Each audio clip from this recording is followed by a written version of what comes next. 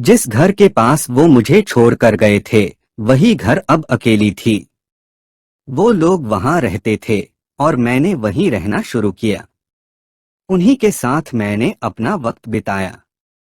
उन्होंने मुझे अपनी बेटी की तरह रखा, मुझे अच्छा खाना खिलाया, अच्छा पहनाया और बच्चों को अच्छी शिक्षा दिलवाई। साल इसी तरह गुजरते गए। 3 साल पहले जब हम यहाँ आए थे, तो हम और हमारी जिंदगी कुछ और थी। 1 साल पहले बड़ी अम्मा बी की मौत हो गई और फिर जब हमसे पूछा गया तो क्या हम भी घर वापस आ सकते हैं। जैनब की आंखों में धीरे धीरे बात करने का साहस आ गया। उसने बस इतना कहा, उनका नाम उलिस था, मेरे साथ एक ही घर में रहा और फिर वो चला गया। उलिस मेरा बेटा है न? दाऊद ने हैरान होकर पूछा। जी, वो आपका ही बेटा है। उसने कल को देखा और मुझे यहाँ ले आया, जैनब ने मुस्कुराते हुए कहा। दाऊद की आंखों में खुशी की झलक थी। एक पल के लिए उन्हें विश्वास ही नहीं हो रहा था। उन्होंने खुश होते हुए पूछा, क्या मैं भी किसी का पिता हूँ? मुझे अब अपनी खुशी का इजहार कैसे करना चाहिए? दाऊद ने अपने दिल की बातें जैनब से साझा की। जैनब ने कहा, वो मेरे साथ तो आया है, मगर अंदर क्यों नहीं आया?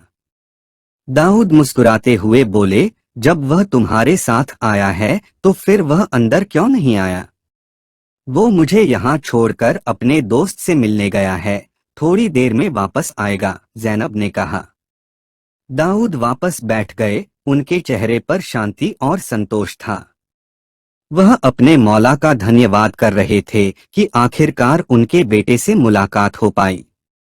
अचानक ओलिस ने एक मजेदार मुस्कान के साथ सोचा, क्या वही लड़की थी जिसे मैं अपनी बहन बनाने की सोच रहा था? ओलिस ने इसे अपने दिमाग से झटकते हुए आगे बढ़ा दिया।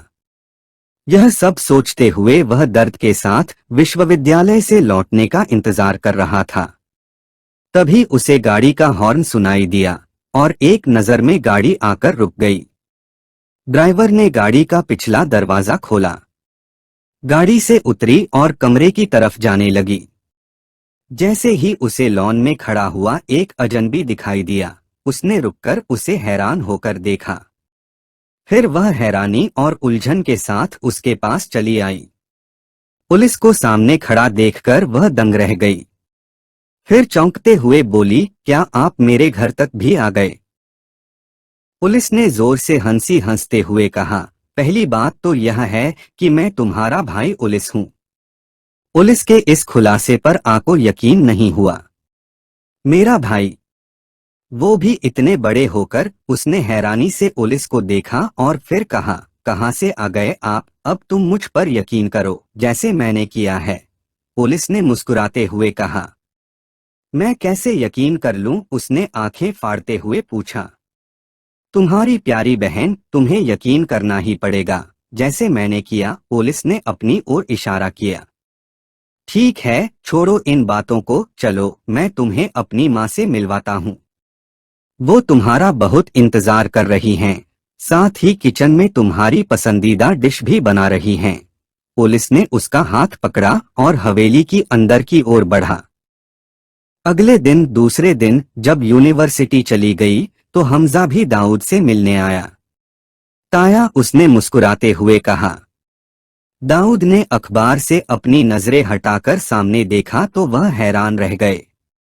उनके सामने 2.5 साल के गड्डू की जगह अब एक सुंदर जवान खड़ा था।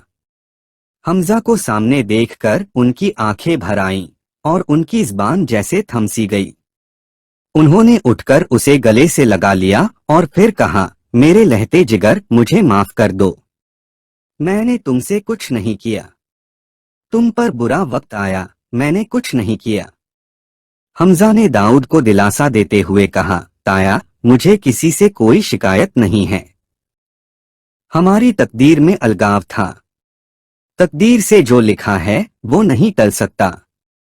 अब हमें कोई भी परेशानी नहीं है। अल्लाह का शुक्र है कि उसने हमें आपसे मिलवाया। दाऊद ने हमजा को अपने साथ बैठाया और उसकी बचपन की तस्वीरें दिखाईं। देखो, तुम बिल्कुल अपने बाप पर गए हो, उन्होंने कहा।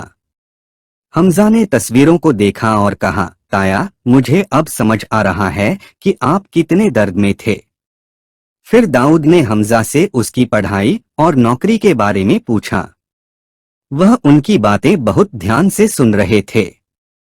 हमजा ने बताया कि ज़ैनब ने उनकी पूरी शिक्षा दीक्षा की थी। जब कुछ वक्त बीत गया तो पुलिस ने आंखों ही आंखों में हमजा को इशारा किया कि का यूनिवर्सिटी से आने का समय हो गया है। हमजा ने घड़ी देखी और जल्दी से उठते हुए कहा, ताया, मैं चलता हूँ, मुझे कुछ ऑफिस के जरूरी काम निपटाने हैं। इंशाल्लाह 2 दिन में वापस आ जाऊंगा। दाऊद ने कहा, इतनी जल्दी क्या है? इतने साल बाद मिले हो, थोड़ा और वक्त तो बिताओ। जरा खाना खा लो। पुलिस की मुस्कान छिपी हुई थी और वह धीरे धीरे कमरे से बाहर चला गया। अगले ही पल विश्वविद्यालय से वापस आ गई। कहानी, हमजा भाई आए और मुझसे मिले बिना चले जाएं, यह नहीं हो सकता। तुम अपना मुंह धो लो, फिर मैं तुम्हारी बात मानूंगी। मगर जब खाने के दौरान ज़ैनब और दाऊद ने भी हमजा के आने की खबर की पुष्टि की तो को शौक लगा। उसका चेहरा बुझ सा गया, लेकिन उसने यह किसी पर जाहिर नहीं होने दिया और चुपचाप खाना खाकर उठ गई। शाम को उसने बाबा से इजाजत लेकर बाजार जाने का फैसला किया। उसे कुछ जरूरी चीजें खरीदनी थीं। पहले तो वह सिर्फ यूनिवर्सिटी जाने के लिए ही घर से बाहर निकलती थी, लेकिन पुलिस के आने से उसके लिए बंद रास्ते धीरे धीरे खुलते जा रहे थे। आपने कितनी मजेदार बिरयानी बनाई है। दिल करता है कि खाती ही रहूं, डोनर पर ने बिरयानी का एक कौर मुंह में डालते हुए कहा। ज़ैनब ने प्यार भरी नजरों से उसे देखा। वह कुछ और कहने ही वाली थी कि पुलिस ने पहले ही बोल दिया, अभी तुमने खाया ही क्या है, अभी तो तुम्हें मम्मा के हाथ की बनाई ऐसी ऐसी नई डिशेस खाने को मिलेंगी कि तुम अपनी उंगलियां चाटते रह जाओगी। पुलिस ने आंखें घुमाते हुए कहा। फिर उसने मुस्कुराते हुए कहा, वैसे एक बात तो बताओ, क्या तुम भी किचन में काम कर लेती हो या सिर्फ बातें ही बनाना आता है? जी, मैं अब तक यह भी नहीं जान पाई कि कुछ बनाना नहीं आता है, ने झिझकते हुए कहा। ठीक है, फिर कल डिनर पर बदल। तुमसे तुम्हारे हाथ का खाना खाने की ख्वाहिश है। अब बताओ क्या बना रही हो हमारे लिए? पुलिस ने शरारत भरी नजर से उसे देखा। इस पर के तो हाथों के तौते उड़ गए।